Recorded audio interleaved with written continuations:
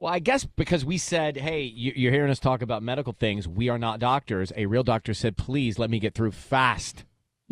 And let me say I am a doctor. And we have I just think it's really, I feel a little bit of pressure when I know that doctors are listening to our show.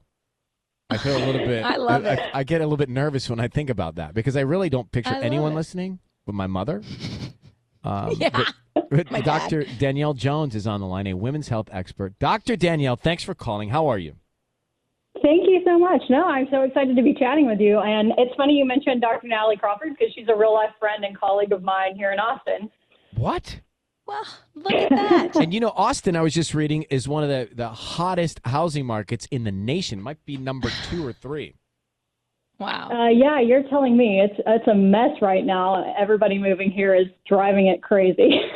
So for the locals, they're like, get out. Okay, so Dr. Danielle, Sissany has a specific question. We were just talking about this moments ago, as you heard. Yes, I know. It's just like I've seen a lot of articles that there may be a connection with getting the vaccine and then having irregular periods. So is there any truth to that? Yeah, so we've actually been hearing kind of reports of this even with COVID for a really long time. And unfortunately, like many things in periods and pregnancy, this went underreported in the trials. They didn't get information on menstrual changes. And that's kind of typical for research trials, which is unfortunate.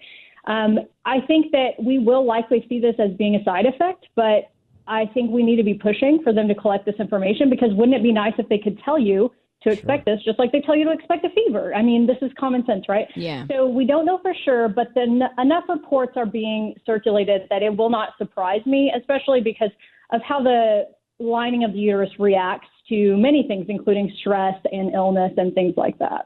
So, Dr. Danielle, you said, very interesting, you said this has gone underreported. We know about other side effects, but this we don't know. We should push to hear. How do you create enough stir to push to have this reported? How's that work?